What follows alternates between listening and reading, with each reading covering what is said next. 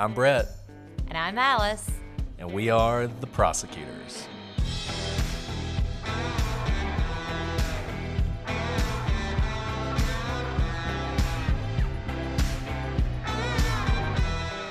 Today on the prosecutors, we continue our look at the timeline in the West Memphis 3 case.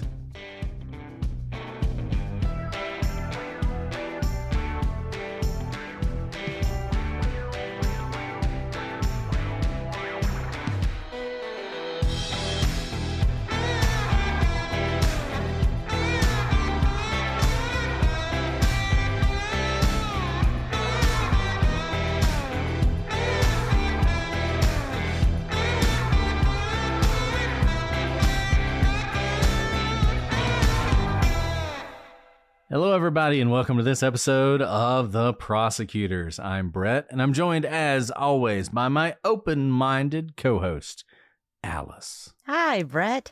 That Hi, actually Alice. is completely accurate here because we are on episode 4 of West Memphis 3, and my mind is truly actually still wide open. I think we said this in episode 1.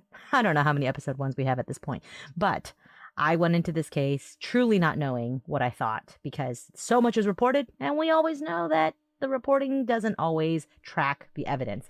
Episode It's 4 true. of, 400, I'm still pretty open-minded. You? I don't know. We've said we're open-minded. We're recording this before we actually have released any episodes. I know there'll be someone who says we have our mind made up from the very beginning, but it's not true.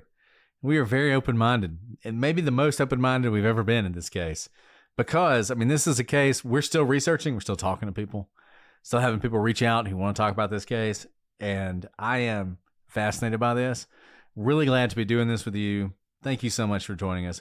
Thank you so much to those of you who've never listened to us before, because I'm sure there's some of you.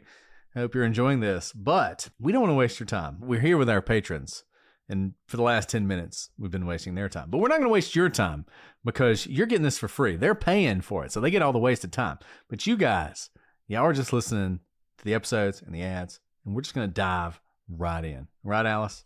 I guess we're belly flopping right in at this point because we're 10 minutes into recording. But the rest of you have the brilliance of our editor, Jason, who's able to cut out all that chit chat that so many of you despise. Don't worry. Nary a chit chat will happen in these 400 episodes. It's I'm true. kidding. There's going to be a lot of chit chat. So just to recap, we are still doing the timeline. We're on the day of the murder. We've reached a point in time where the murders are either happening or have already occurred. So this is an intense time. It's a time to really pay attention because remember, we have 3 people who are going to be convicted of this crime. They're going to set up alibis later on. And what happens in this time period is important for both thinking about whether or not they did it and trying to figure out what happened that night. Exactly. And we've spent, I think, a couple episodes now on the day of the murder, and hopefully we'll get through the day today. No promises. We are getting to kind of the twilight hour. The sun is setting. It is not yet dark. It will be dark soon. And the boys have not been sighted for about an hour. At around 8 o'clock, Jennifer Bearden will say that she called Damien back. Remember, Jennifer is one of Damien's girlfriends. She is an alibi, but she says that when she calls him at about the 8 o'clock hour, he's not home. So she calls back around 9:20, and he is home at that point, and she talks to Damien until she needed to get off the phone because of her grandmother. Remember, back in this time, again, probably no call waiting. There's one line in the home. If someone's on it, then it can't be used by someone else. Now, when she asked Damien where he'd gone because she tried to call him earlier, he said that Jason's mother had taken them somewhere, but didn't tell Jennifer where or what they did. Now, Jennifer's timeline will come into question later. And we're going to do a lot on the alibis and the timelines. So don't worry, we're going to dive into this, but just know these are all times that are very much disputed. So at some point between 8:08 and 8:29, Regina Meek, the officer, shows up at the buyer's residence. She takes the report of the missing kids, and Moore tells her that she saw the boys heading towards Robin Hood Hills, and Officer Meek heads that way. By the way, this truly is like a small town because Officer Meek is going to show up just about all over town. I don't know if she's the only officer around that night. She's at Bojangles. She is dealing with small calls, big calls, missing kids, and she's doing the search by herself. But you will see how This is not only such a tight timeline, this feels like there's crisscross of all the same people. And somehow, with the crisscross of police and friends and parents, it seems like the boys are there. And somehow, in this like amazing crisscross, they simply seep by where the crisscross have holes. It's almost impossible for them to have slipped through. But this entire case, as you listen to the timeline, seems like just, how did this murder occur? How did these boys get away from eyesight for long enough to be murdered? And Regina Meek will come up over and over tonight, as you will see. Now, when Officer Meek walks down to the pipe in Robin Hood Hills, she goes to the pipe across the bayou, probably arriving just as it's getting truly dark. Remember, we said that by about 8:30, now the sun's been setting for about 45 minutes. At this point, twilight has gone, the glow has gone, and now it's about to be dark. And what happens when it gets dark, when it's warm outside in the south? Mosquitoes. And that's exactly what she reported seeing this night. The mosquitoes, she said, were tremendous, and there were so many of them. She felt like she was, quote, breathing in mosquitoes. Brett and I live in a place that's very like this. It's marshy, it's swampy, and actually right now we are recording this in March. It's just beginning to get warm. It truly feels like you can breathe in mosquitoes. And this is noteworthy, of course, because mosquitoes bite, mosquitoes leave marks, but mosquitoes are attracted to breath. And you have breath when you're breathing. You don't have breath when you're no longer breathing. So this is going to be very important as we try to determine what hour the murders take place. And I think this is one of those things that really, it's funny, whenever we talk about these cases, there are certain facts that strike you depending on your own life experience. You bring yourself to these cases. Same thing with jurors. Jurors bring themselves to the case, right? And that's important. If you are from the South, you understand mosquitoes in a way that people don't understand them in other parts of the country. In other parts of the world, I've been to Southeast Asia, and they have mosquitoes just as bad as we do, maybe worse. But in the South, mosquitoes are a part of life that is just, it is such a massive part of your life in this part of the year. Because Alice is right. It's wonderful outside. And you want to be outside. Right now, we're sort of in a happy place, but very soon, the mosquitoes are going to become overwhelming. And it just gets to a point where you can't do anything because of the mosquitoes, particularly if you live in a marshy area, if you live near a swamp, if you live in a place like the 10 Mile Bayou. So why is this important? You're thinking, we don't know when this murder occurred. We don't know when the boys were killed. We can't know. But the mosquitoes tell you something. If the boys were still alive at this point, we can assume they're going to be bitten by mosquitoes. Now, not everyone reacts the same way to mosquito bites. I am blessed. Mosquito bites me, it doesn't affect me. I don't get itchy, nothing. Nothing happens to me when a mosquito bites me, right? But most people, when they're bitten by a mosquito, it's very bothersome, it's very itchy, it's something that they want to get away from. And it's something that leaves a mark of some sort. The boys, as we're going to see, have no evidence of mosquito bites on them. Now, Alice is right. Mosquitoes bite living things. Once you die, mosquitoes are not going to bite you. Other insects will, but not mosquitoes. So that means one of two things.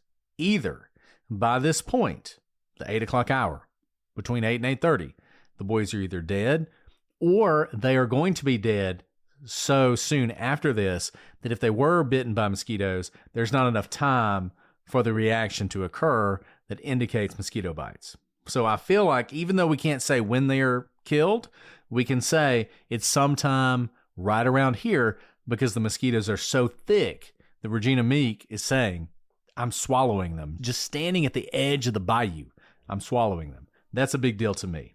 Absolutely.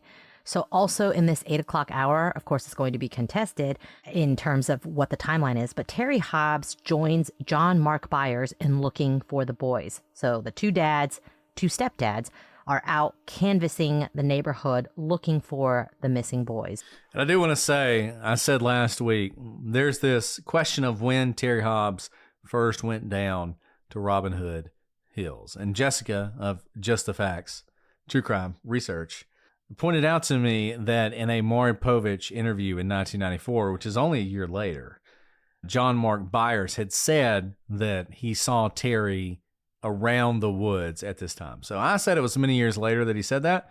Turns out that's not true. That's interesting to me. Now look, just like Regina Meeks went down to Robin Hood Hills and didn't go in and didn't see anything, it may well be the case that Terry Hobbs did the same thing. But I want to repent of what I said last time. It is probably not the case that John Mark Byers said that for the first time many years later. As early as a year later, he was saying that he saw Terry down near Robin Hood Hills calling into the woods for his son. Now, I will say this, that cuts both ways. Because on the one hand, you can say, well, the fact that he was doing that indicates he knew they were in there, right? Okay, maybe. But it also gives him an alibi around this time. It shows that he wasn't in Robin Hood Hills murdering the kids at this time. And that timeline is going to be very important when we look at alternative suspects later on. So that brings us to 842 and a familiar character, the same officer, Regina Meek. Now, this is the person who responded to John Mark Byers' call for help. At this point, she's gone down to the bayou, seen the mosquitoes, didn't see anything else, and she leaves because she has a new call. And she pulls into the drive-thru of the Bojangles restaurant in response to another call.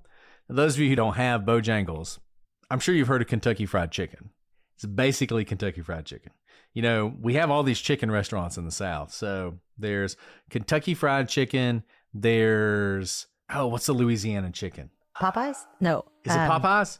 There's a Popeyes, but there's another. Popeyes Louisiana chicken? I think that's Popeyes. Bojangles also says it's Cajun chicken. So there's Popeyes, there's Bojangles, which is also Cajun chicken. There's the one that's Texas chicken. Churches is like Texas chicken, whatever that means. Oh, is that right? I didn't know it was Texas, but you're right. That's why they have a star, is their thing. Oh. Anyway, so we have all these chicken restaurants. It's just a fast food chicken place. That's what Bojangles is, right? So Regina Meek, she gets a phone call, and rather than go into the restaurant, she just drives through the drive-thru like she's any other customer, right? And she's told through the window that a bleeding black man had gone into the women's restroom about 30 minutes before she arrived, so around 8:15. And not only did he have blood on his face and what appeared to be a cast on one arm, but he also seemed like he was having some sort of mental issue. Now, minutes before she had arrived, the man had left the premises of the Bojangles, but he had left his mark. Blood was smeared on the walls of the women's restroom. Now, the problem is, Regina Meeks, she never goes into the restroom. She never goes into the restaurant. She never looks to see what's there. She collects no evidence. Basically, she takes this report and she does not investigate further. Now, I think in defense of her, she's thinking, just another night in West Memphis, right? Some guy, he's bleeding for some reason. He's probably high. He goes in the restroom. He makes a mess. But then he leaves. The event is over. No big deal. She clears it and she leaves the scene at 9 o'clock. Because, as Alice said, it seems like she is the only officer on call. There's a report of someone egging a house. And so she gets called to respond to that. So she leaves the Bojangles to go investigate the egging. I know a lot of you, your heads might be exploding right now when you're thinking, she didn't go in with some sort of a forensic kit to get blood off the wall so that she can test the DNA, et cetera, et cetera. This is all hindsight. At the time, clearly she is the only one, like I think the beat cop in this neighborhood responding to all these calls. And what you're supposed to do is respond to things and you have to prioritize. Right now, because they're saying, well, this man, he seems to be having a mental issue. What she's probably hearing is, okay, there's blood on him. The mental issue probably indicates that he is having some sort of event, which is why who goes into a restroom and starts spewing blood everywhere? If you're trying to wash it off and not leave a mark, that's not what you think. She's not thinking anything's happened to the boys. She has this missing boys report, but in no way were they thinking that there had been a murder. They're thinking these boys are just playing, well after dark. They're going to show up, as most missing children cases actually end up. Nothing nefarious happened. The kids lost track of time. They're at someone's house and they end up showing up. So no instance does she think that there's actually a homicide to be investigated. And because this man has left, the danger has left the Bojangles. She has a lot she needs to do that night. And unless she has another indication that she needs to be doing something further, there hasn't actually been a crime, right? Bojangles is a public open to the public restaurant. He's allowed to go in. It's not a crime to go into the restroom of an opposite sex. Creating a mess is not a crime either. So there's all of these things. If you suspected that he was a murderer, you could probably hold him for something. But all of these things kind of in this town around this time, it's not really something you would pursue for purposes of, we're going to find that guy, we're going to arrest him, hold him overnight, go get a warrant, et cetera, because he seems to just be kind of a passerby who has left a mess. And the worst thing he did was now they have to clean up all this mess in the bathroom, which unfortunately they do. So I'm saying that in defense of her because she's not being negligent here. They get so many calls like this, they can't possibly do an entire, forensic analysis of the scene when it's not technically a crime scene at this point. And we're going to talk more about this later, but Alice nails it. And it's so easy in hindsight to say, well, she violated procedure. She should have gotten out of her car. She should have gone inside. She should have taken a report. She should have done X. She should have done Y. It's so easy to say that. She's triaging.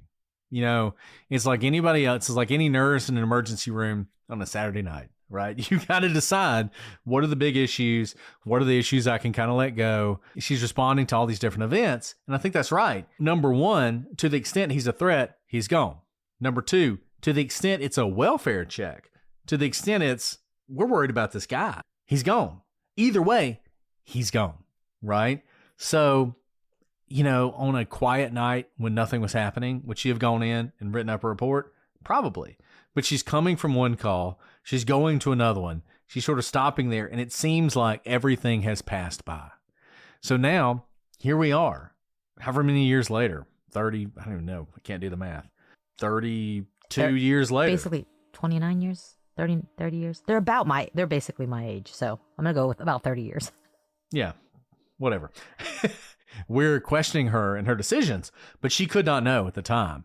This might be significant because the Bojangles we're talking about is not that far from the crime scene, particularly if you're walking down the interstate. Like I said, we're going to do more on this. People have tried to retrace these steps and figure this out, but this is essentially the first civilized place you would reach if you walked from the crime scene down the interstate to somewhere else. This is where you'd end up, is the Bojangles. And that's where he ended up.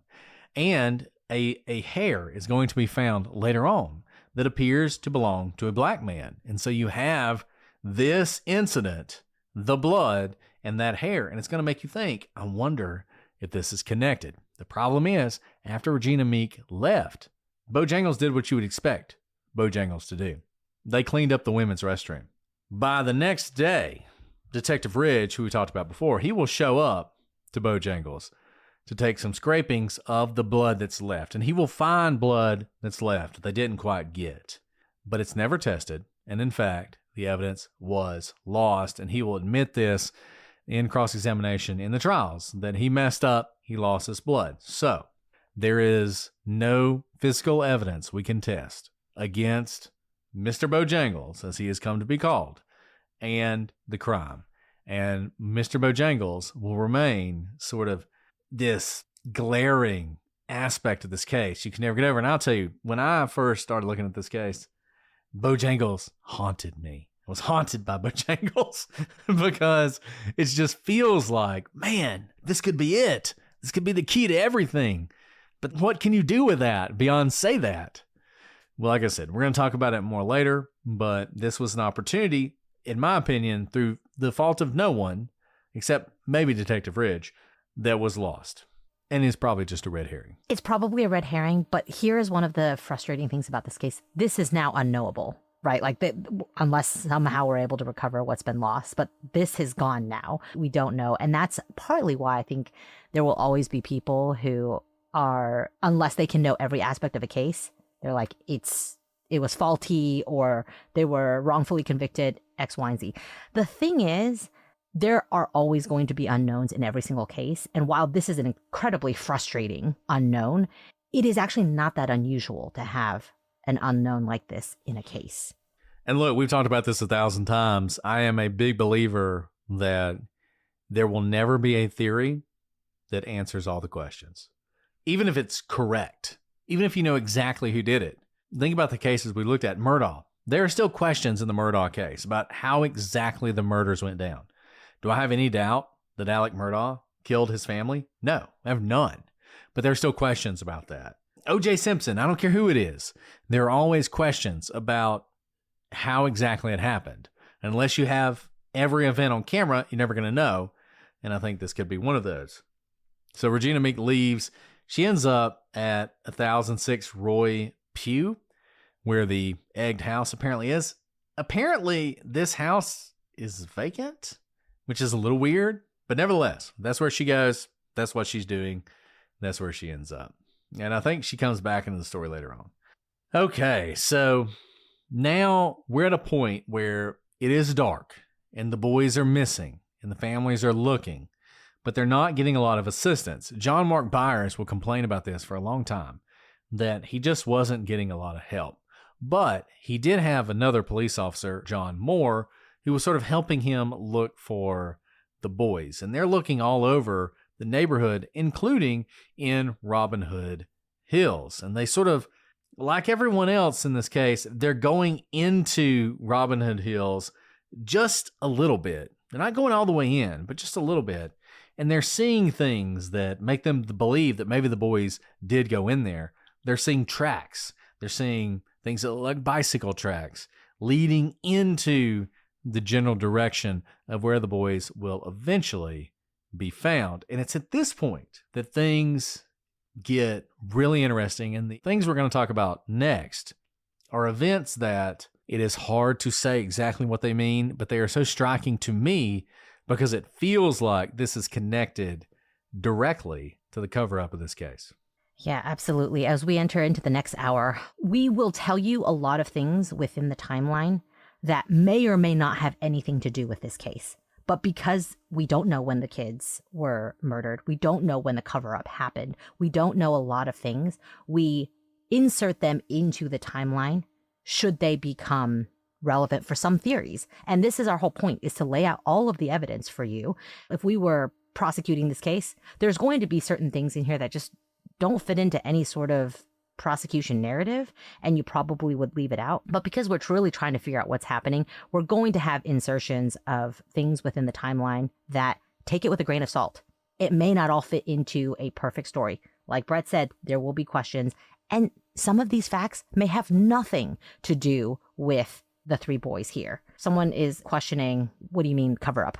I'm not talking about police covering up things or some larger conspiracy, quite literally covering up the tracks because the boys were thrown into the water and staked down so that they wouldn't float up. We know this based on how they are ultimately found. So when I say cover up, I mean not just killing the boys where they are and running. There was some attempt to make it difficult to find them. And in fact, they were successful. The boys are not found this night, though it seems clear that they are dead this night and they are found a day later. Let's go into the 9 o'clock hour. Now it is dark. Ryan Clark goes with some friends to look for Chris Byers. This is like a community event, not like a search party with, national professional search parties.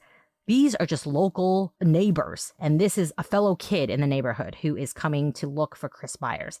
Now, Ryan and some friends, they go into Robin Hood Hills from the dead end side of the neighborhood. Remember, the neighborhood butts up into this. It's barely a forest, really, when you look at the aerial view.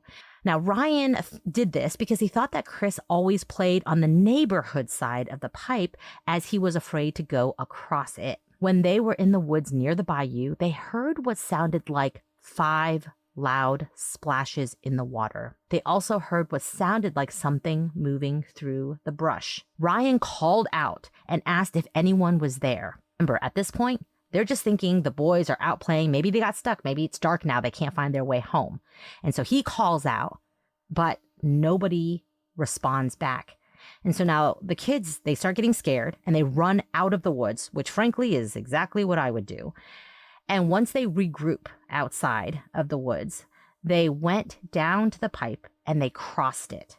They searched the other side of the woods. So this is the side that they think that Chris was too scared to cross. They don't actually think he should be on this side, but they run out. They're scared. They regroup. They're like, you know what? Let's go back in. That was silly of us to be scared. Let's go back in and search again. So this time they cross the pipes and they're searching for about 30 minutes before leaving and going home. But while they're near the pipe, they heard what they described as a gunshot. They did not see bikes at this point, which means that the killer had already put them in the bayou. Now, this is really interesting because with crossing the pipes, if the bikes were still there where they were spotted earlier, you would assume that they would come across the bikes. If they haven't, then these 2 bikes would have been thrown into the bayou at this point where they are later found. There are 2 bikes. We know there are 3 boys, 3 bodies. And they said that they heard 5 splashes. Could it have been boy, boy, boy, bike, bike? And look, we're talking about timelines and trying to establish timelines. We've already said the mosquitoes make you think the boys were dead sometime shortly after 8 o'clock. It's 9 o'clock now. And Ryan is hearing these splashes. This cover up, the murder and the covering up of the murder had to have happened in a very quick timeline. We're talking an hour, right? So if you assume the boys are killed sometime early in the 8 o'clock hour, or maybe a little bit earlier, and then you hear Ryan Clark and his friends talk about this and talk about the splashes, and you think about the bikes and you think about the bodies, it really feels like they are right there when this is happening, right there when this cover up is occurring. And if that's true, then essentially this is done by 9 o'clock, 9:15 maybe. Because after that initial sort of fear, and they hear what they describe as a gunshot, they then go kind of into the woods. They go past the pipe bridge. Because remember, they're searching on the other side of the pipe bridge because they don't think their brother, Ryan doesn't think his brother would go across the pipe.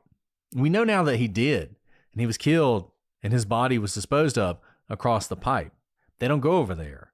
The bikes were either on the neighborhood side of the pipe, or the boys had walked the bikes across the pipe, but left them sort of close to the pipe because the bikes end up in the water beneath the pipe, essentially. So it seems like whoever did this took the bikes and just threw them in the bayou underneath the pipe bridge or near the pipe bridge. That seems like that's what happened. So this cover up is happening right then at this time. So after about 9:15 or so, it's done. And the people who did this would have been leaving the woods. Now, why is this important? If Ryan is right, then John Mark Byers didn't do it. Terry Hobbs didn't do it because they are all accounted for at this point. For it to be Terry Hobbs or John Mark Byers, this has to be a red herring. It has to be what they heard is what they heard, but it isn't important because it all had to have occurred earlier. If they're right, then those very popular suspects go away altogether. We've already basically ruled out John Mark Byers, but Terry Hobbs is still viable. But he's not viable if you believe this. If this is part of the cover-up of the murders, it's not him. Now, are they correct? I don't know. They will not be the only people to mention a gunshot or multiple gunshots. People heard this. Obviously, the boys were not shot. Guns are not involved in this case, but people heard gunshots, including them. I don't know what that means. I can't explain that. But this is a really important part of this story. Yeah, I will know one thing. We know the location of this neighborhood in Robin Hood Hills is close to a truck stop, is close to an interstate. When people are, I would be searching the woods, pitch black, any loud noise is oftentimes described as a gunshot, whether it is in fact a gunshot or not. So I think it's noteworthy that they heard something loud. They describe it as a gunshot, might have been a gunshot. It could have been a pipe hitting something like that. So I do think it's noteworthy that they hear it. I wouldn't be thrown off by the fact that it's a gunshot just because I find that most people describe loud, sudden noises that they are not expecting as gunshots.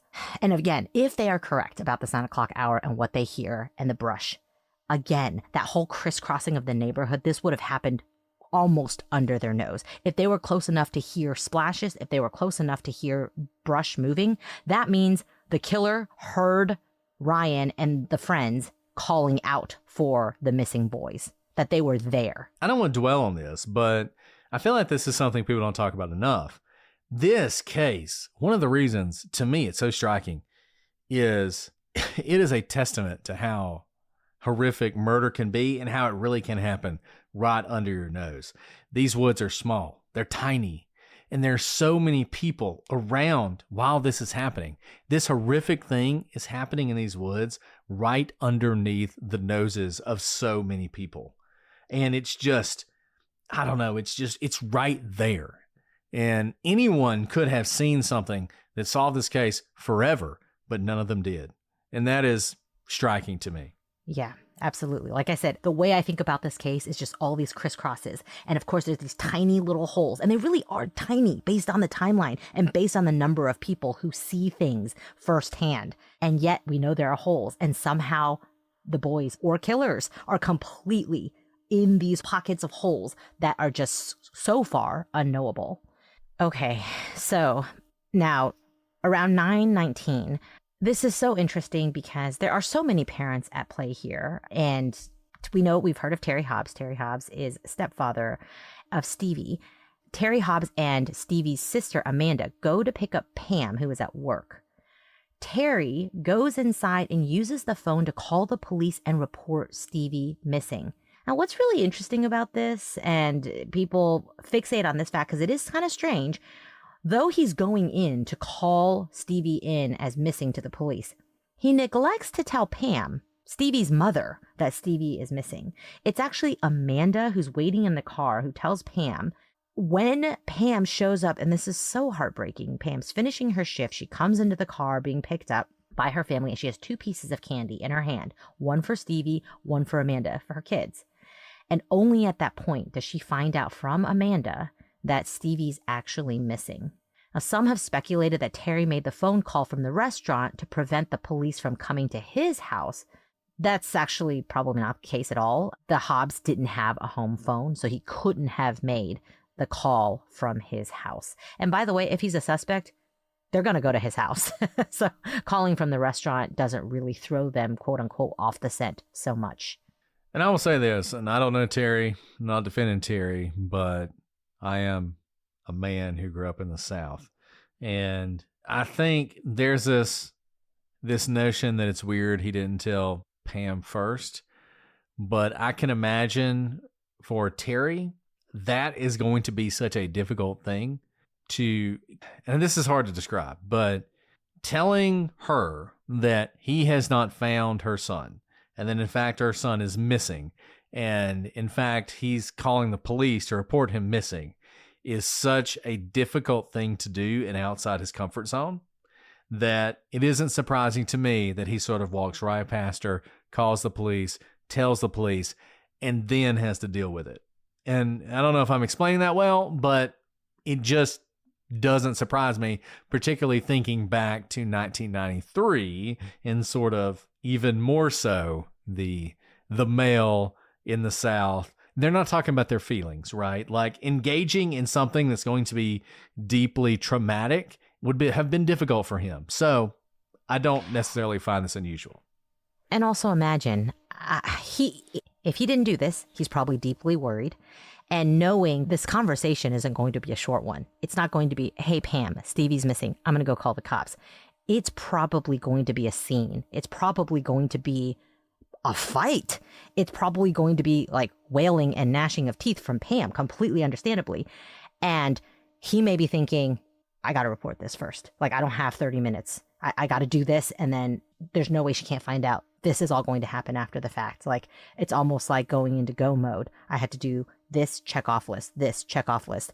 And there's no way he'd be able to get to the phone. I wouldn't let him pass me if that were my child in order to let him go report it. So I know it is strange, but also I imagine myself in that position, man or not. That is probably one of the toughest conversations. It's one of those conversations that before you open your mouth, the other person probably knows something terrible is going to come out of your mouth. So at 9:24, same officer, Regina Meeks, she's apparently done with her house egging investigation. There wasn't much to investigate. It was an abandoned house. She doesn't find anything else. She responds to the missing persons report filed by Michael Moore's mother, Dana. So at this point, she's gotten all the calls this night, I think, in this neighborhood.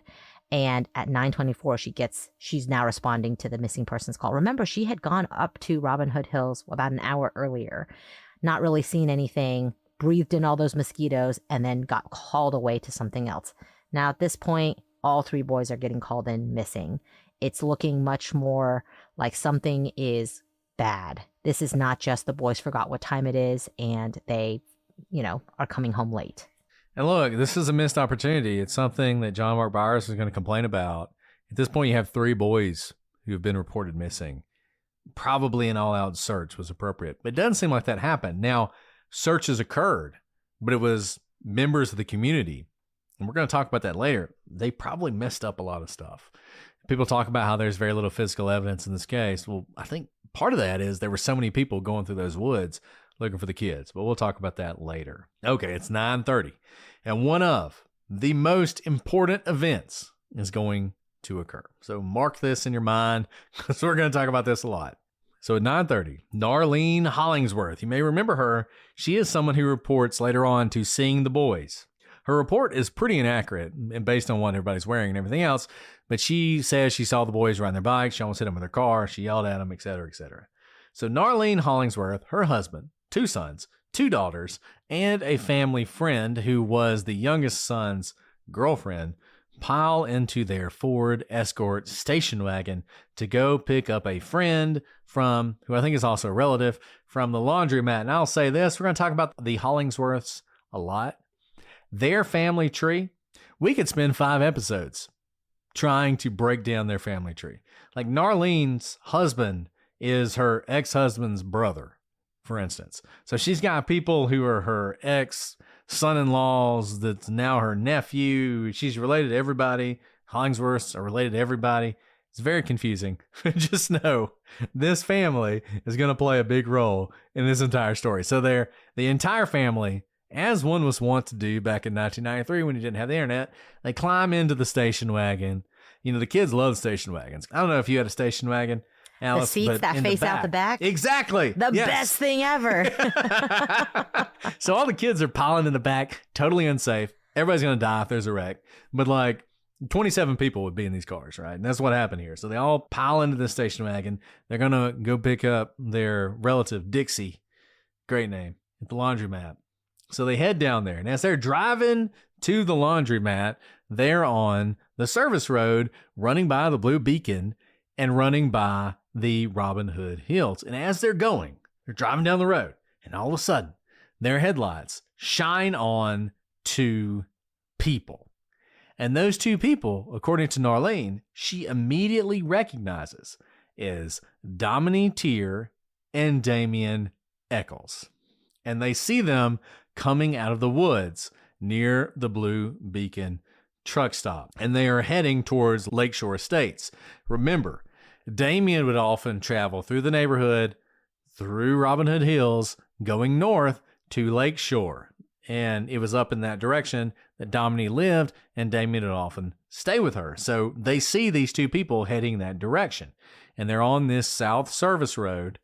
And it's right there, the Blue Beacon and this Love truck stop, right on the edge of where the murders occurred.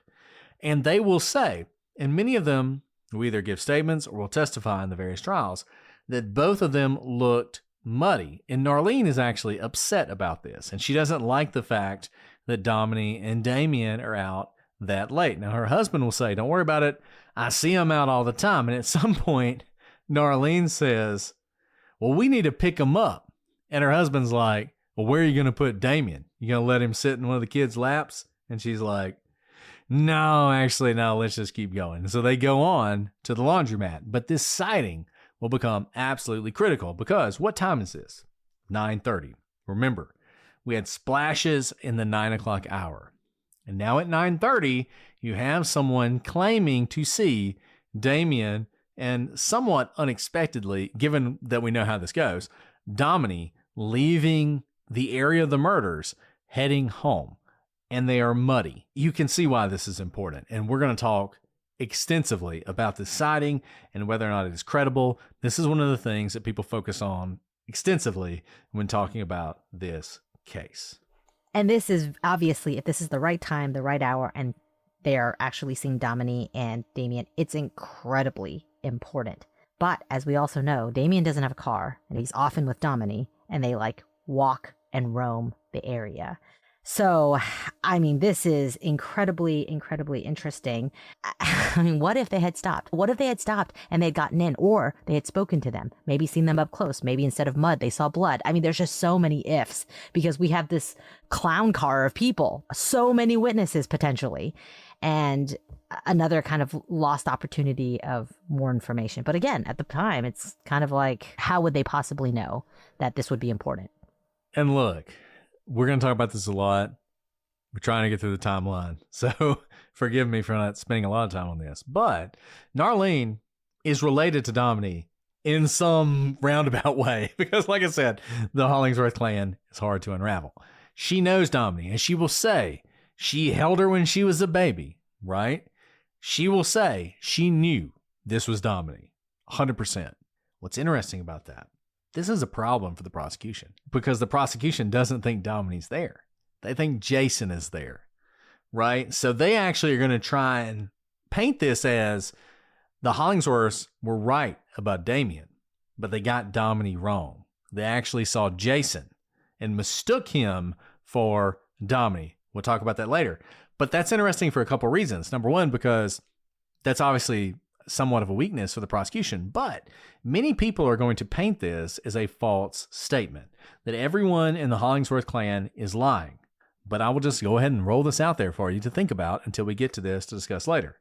If the Hollingsworths were lying, if they were trying to collect a reward, if that's what they were doing, why would they say it was Dominique and not Jason? Why wouldn't they say, we saw Damien and Jason, which fits perfectly for what the state wants, but they never say that. They never change their statement that they saw Damien and Dominique coming out of those woods that night. Like I said, this is a very important point, and we will come back to it later. So that's at 9:30.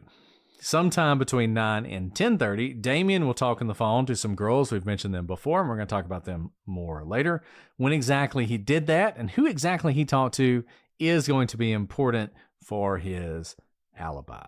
So between 10 and 11 p.m., Nancy Garrett, who lives on Proctor, will report that she hears 5, count them, 5 gunshots. So I think this is interesting because you have the boys who are looking for our 8-year-old victims saying they heard a gunshot. Later on, you're going to hear someone saying she heard 5 gunshots. And I think that helps if you believe the gunshots are probably unrelated or there's something else. I think the fact that she hears 5 gunshots between 10 and 11 tells you maybe gunshots weren't that unusual in the neighborhood, probably not significant.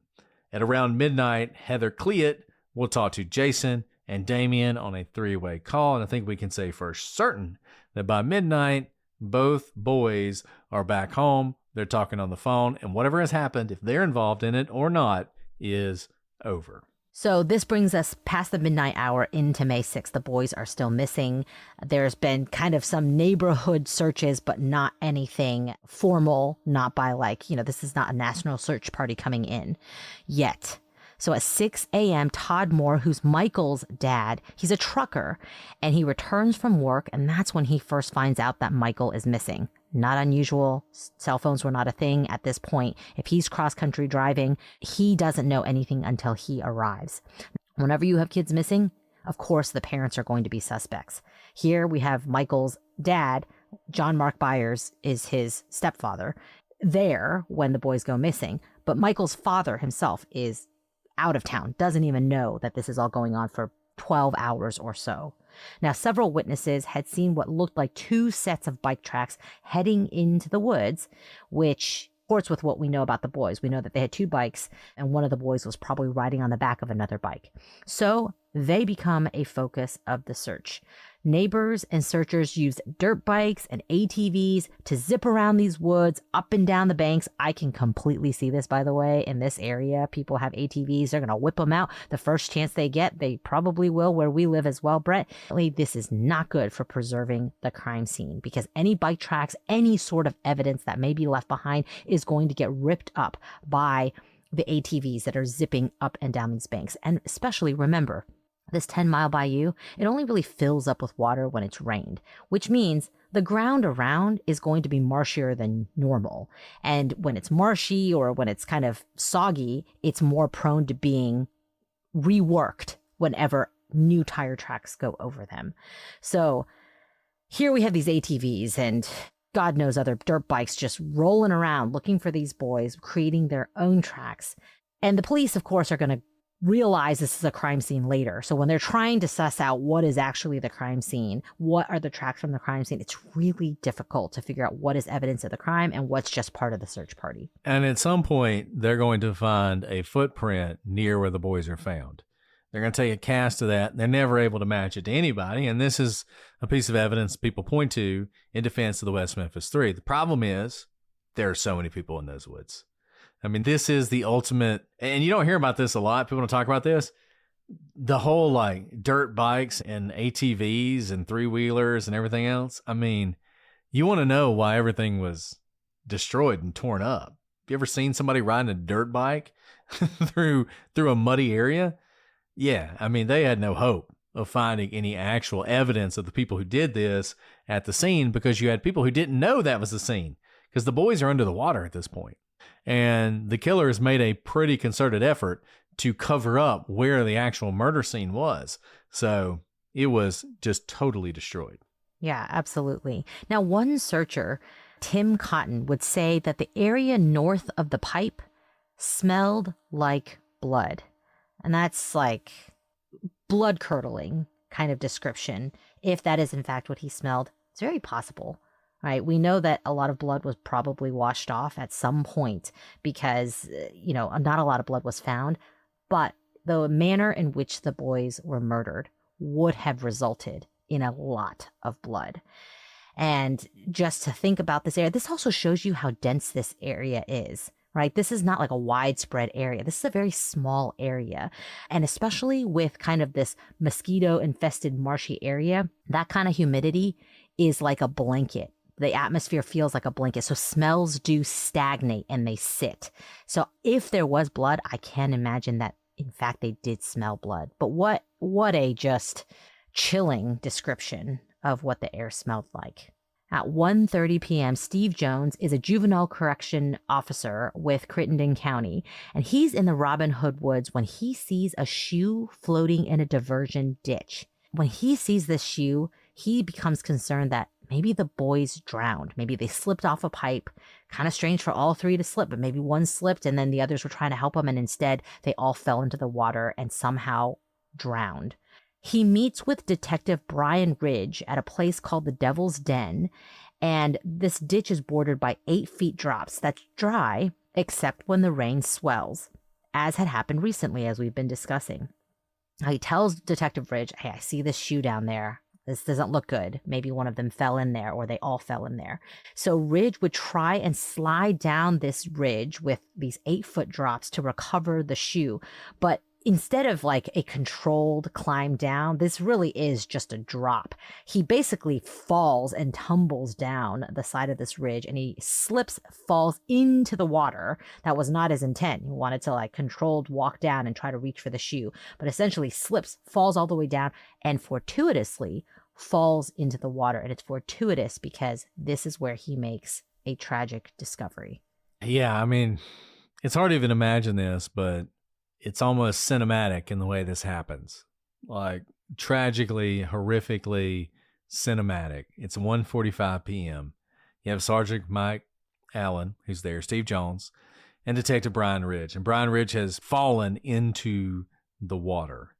And essentially, he lands on top of the body of Michael Moore. He stands up after he falls into this water, and he notices that his foot does not sink into the mud as he would expect it to. And that's because he is standing on something solid. And when he raises his foot out of sort of this muddy water, a body, this pale white body, rises up in the water to the surface. And it is the body of Michael Moore. And at that point, they know they have something far worse than an accident, far worse than a drowning. This is a murder. Immediately, Detective Gary Gitchell is notified. He calls dispatch to open a case, which they do, and that case is 93-05-0666.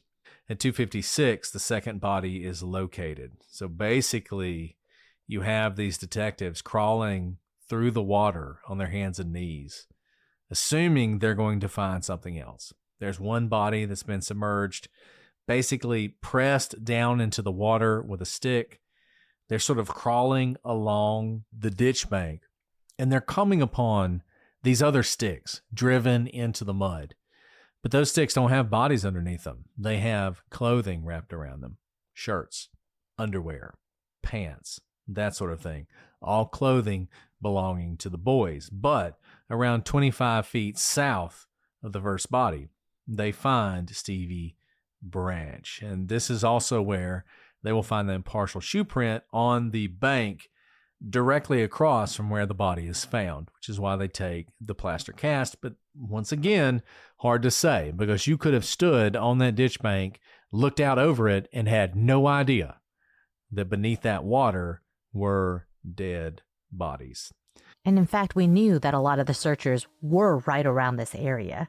They were on this bank. They reported being right around here. So we know that people were searching this area. And that's why it was so fortuitous that Detective Ridge quite literally fell into the water. None of these searchers jumped into the water. There was no reason to think to do that, because if the boys had fallen in by accident, you would think they'd float up. It's one of those things, you think about how close it was. They would not have concealed these bodies forever, because eventually that ditch bank, there wouldn't have been water there anymore. It's a temporary thing. At some point, they were going to find those bodies, but it could have been much later. If that shoe had not been floating there, had he not fallen exactly where he'd fallen, if he'd have reached down and grabbed the shoe, who knows, right? What they would have found when they found it. But it's purely because he fell in where he did that he found that first body, and it leads to the other ones. And by the way, I mean, law enforcement officers try to train for everything. You can't possibly train for a situation like this. A lot of due credit to him. He could have just said, all right, let's wait. You know, first of all, this is one of the most horrific things I can ever imagine, quite literally falling onto a victim's body, and that's how you discover it. And odds are the other boys are going to be very nearby. He could have easily said, all right, let's bring in cranes, let's dam this out, and then let's drain it, and we're going to find a bunch of things, which they ultimately do. He doesn't do that. He is there. He's in the moment. It seems clear at this point that the boys are dead. So he's not looking for survivors, but he gets on his hands and knees to search for them, because it's an incredibly human thing to do, but also one that he didn't, I don't know that I could have done it, is basically what I'm saying, because the tragedy of what he knows he's about to find is right in front of him. And let me just say this. These officers are going to be demonized. You know, they're going to be accused of framing people and everything else. I mean, this is such a human moment because they make mistakes here too. There's a point where the bodies are in the water and they can't stand that anymore. And they actually carry the bodies to the bank. That was probably a mistake, because once they do that, decomposition begins and it becomes accelerated. There are flies, larvae, all sorts of things that confuse the time of death. And it's a problem. It takes a while for the coroner to get there. I mean, this is an impossible situation that they're dealing with. And they've been criticized for a lot of things they did, but it's hard, if you really think about it, to be too critical of the decisions they made at this point. So 3 minutes later, so remember, this is important, remember this because this is significant. First body, Michael Moore, essentially fall on it. 25 feet south of that first body, sometimes described as 30 feet south of that first body, they find Stevie Branch. Only 5 feet from that is Christopher Byers. So Christopher Byers and Stevie Branch are found very near to each other in this water. Relatively, Michael Moore, he is a long way away. 10 yards, 30 feet. He's a good distance. That will become important later. We're going to talk a lot about that. But they find Christopher Byers, and when they find him, this is already shocking, but it is going to become even more shocking. It appears that Christopher has essentially been castrated. His genital area has been severely abused. And we're going to talk about that a lot. Unfortunately, that's going to be one of those difficult discussions we're going to have. They now are 100% sure that what they have is a horrific murder. These boys, their bodies are not only found, but they're also bound. And they're bound in an incredibly unusual way. It's been described as hogtied, but I don't even think that's accurate. Left hand to left ankle, right hand to right ankle. They are tied with shoelaces taken from their own shoes. So there's no question that this is a horrific, brutal murder and that someone has taken very specific steps to try and cover up that crime. The police are going to make the Blue Beacon their staging area, and they will come in actually from that side to avoid contaminating the crime scene, though frankly, that's already happened. It is too late. The crime scene is wholly contaminated. By 3:55, West Memphis Utility, they are there. They are pumping out the creek and blocking it with sandbags because they know there's evidence in that water and they want to find it all. Whew. Yeah. I want to go back to what you said about removing the boys. Remember, there are protocols, obviously, when you come across a crime scene, but this is just so horrendous. I don't think anything quite prepares you to see young children not only murdered, but treated in such a horrific manner. And they're still just young kids, right? I mean, they're still just 8-year-old boys. At this point, they're naked in the water. There's nothing, of course, that Detective Ridge can do for them in terms of saving their lives, but we see this. We saw this in the JonBenet case, right? When JonBenet was found by her father, brought upstairs, what did her mother do? Throw herself on top of the body, because there are just things that should not be. Little children, this should not ever happen to little children. I can imagine on a human level how difficult it would have been to just maintain where they are and not take them out of this horrific situation, which was the water. Now, that afternoon, Vicki Hutchinson shows up at the Marion Police Station. She's reporting there because she's been accused of petty theft from the truck stop where she works. Now, she brought her son Aaron with her, and Aaron was described as best friends with the boys. And an officer, Donald Bray, spoke to Aaron while his mother was in another room dealing with this petty theft check issue that she had. Bray would say that Aaron told him things about the murder that he could not have known, including that the boys were drowned and that they were hogtied.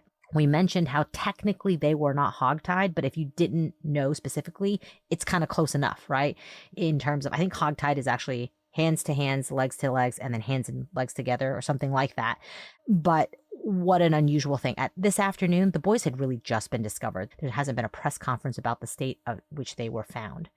Now, Aaron would eventually give several interviews to the police, but as he is a young boy, each of his stories to the police become wilder and wilder. It becomes more fantastical, and it's really hard to know if you can believe anything he says, not because he means to lie, but because he's a young boy, and this is probably the most traumatic and exciting thing that has possibly happened in this town and in their lives, and he knows these boys well.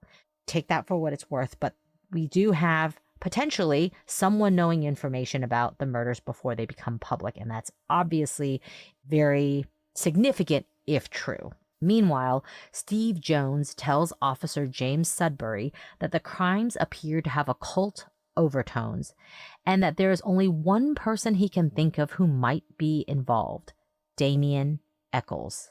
Really quick, note the timeline. I know a lot of people have questioned, did the police create or make this case number ending in 666 because they had this narrative that they wanted to fit the occult? They already had their eyes on Damien, and then they wanted to make this all about the occult. So then they changed the number, and it should have been 665, but instead they made it case number 666. Note that they opened the case and the case number was 666 several hours, maybe a day, before the occult or Damien Echols was mentioned by any witnesses or by anyone reporting anything at this point. So I do think the timeline is interesting here.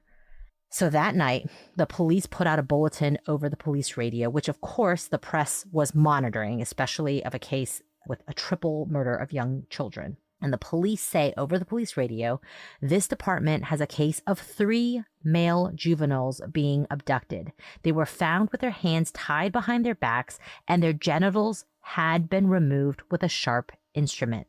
Their bodies had been dropped in a remote area. Any department with a case similar to this, please advise this department. Attention, Inspector Gitchell, all information appreciated. Note when this particular statement is put out, the night of May 6th. Why is this important? If you've been following the timeline, you note that there are certain errors about the state of the boys' bodies in this statement. One that really jumps out is it just says their genitals had been removed. That's actually not what happened. We know that only one of the boys' genitals had been removed. This is an error, whether intentional or unintentional, but this is going to be important because now this information is out there. Now, as far as the public is concerned, all of the boys had been mutilated in their genital area. Yes, this will be hugely important because this is reported far and wide. This becomes a national story and a huge story across Arkansas. And Alice is right.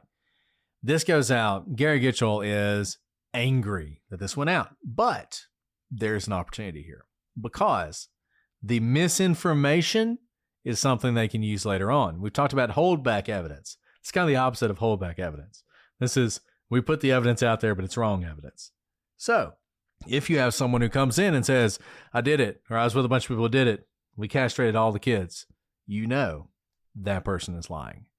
But if you have someone who shows up and says, I was with 2 other people who committed this crime, and they castrated one person, and I'm going to tell you who that person was. If you have an individual like that, that's the kind of confession that you say, that sounds like maybe somebody who was actually there.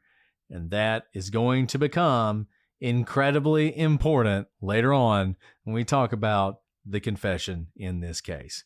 So we are now through the murders and the finding of the bodies. From this point forward, we're talking about the investigation. We're going to go through the timeline of the investigation. And then, as I've said before, we're going to back up and we're going to talk in detail about a lot of these important things that happened. You guys have made it through 4 episodes. Congratulations. You probably only got another 16 to go before we reach the conclusion. But this case, it's a huge case. It is a famous case. It is an important case, and we're going to give it everything it deserves. And I get it. If you're not in it for the long haul, we'll see you in October. I love October. That's probably when this will be over. Congratulations. You can take a break. But if you're with us through this, I think this is going to be one of those cases we all talk about in our coverage of this case. It'll bind us all together. We'll all get shirts. It'll be amazing. So I hope you're enjoying this. It's worth it. And I think every aspect of this case is so fascinating. And I hope you guys are finding that as well. Let us know what you're thinking. Shoot us an email, prosecutorspod@gmail.com, @prosecutorspod for all your social media. Join us on the gallery where we're discussing this case, or join Patreon where you can hear us record these episodes early. Or if you don't want to watch them recorded, you will always get them early and ad-free before they reach the public. Well, Alice, before we sign off for today, do you have anything else you want to add?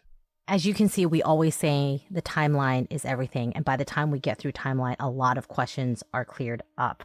There are still a lot of questions here. A lot of these things are still going to be unknowable. But I think the timeline that we have thus far, as faulty as it may be, as we've already stated, because there are certain things that just couldn't have happened at the same time. People misremember things. The timeline is based on contested testimonies. We know that. But even with a faulty timeline, things are becoming clearer in terms of when this may have happened and who we can rule out. We still don't know, based on this timeline, who is ruled in. But I think there's beginning to be some sort of a who cannot have had done this. And I just continually go back to this. It's almost impossible that this murder occurred in the manner that it did, but it did. And that's why I think it has fascinated so many people for so long. And it will continue to fascinate because there will continue to be questions. And we're telling you now, we're not holding back anything. There will be questions that are unanswered. And that is going to be the reality of this case. And we have to come to our theories and our conclusions despite the fact that there are complete holes. We are called to do this every day in our lives as well, not just in these types of cases. And so this is unsatisfactory in that we're not going to be able to pull out some great piece of information on episode 15. Like, no one knew this before. We're not an investigative podcast. And that investigation, I think, has long sailed because that evidence is gone by this point. So keep that in mind. Don't be frustrated by it. Accept it as a reality of the case file here. And we have to move through it, recognizing that there are huge holes that we cannot know. But the things that we do know, we actually can make a lot of very intelligent guesses of what is possibly true and what cannot be true. So with that said, like, please keep coming back. Don't be frustrated, but also keep in mind that there's a lot of unknowable in this case. Yeah. And look, would this case be as famous as it is if that weren't true? There are mistakes the police made, lots of them. This investigation, I think, should probably have been turned over to the state police. It never was. And so you had this local police department, for whatever reason, trying to take the lead on this, getting some assistance from the FBI, some assistance from the state police, but trying to do this when they probably weren't really able. I mean, this case was so much bigger than they could ever have imagined. And that's why it's famous. And that's why it's unsatisfying. Because if we could find satisfying answers, we wouldn't be talking about it, right? I mean, that's the problem, the catch-22. So we're going to go through this and we're going to try and reach some sort of truth. But this is tough. This is a tough one. And we're going to do the best we can. But we hope you guys will be with us every step of the way. And we will continue that march next week. But until then, I'm Brett. And I'm Alice. And we are the prosecutors.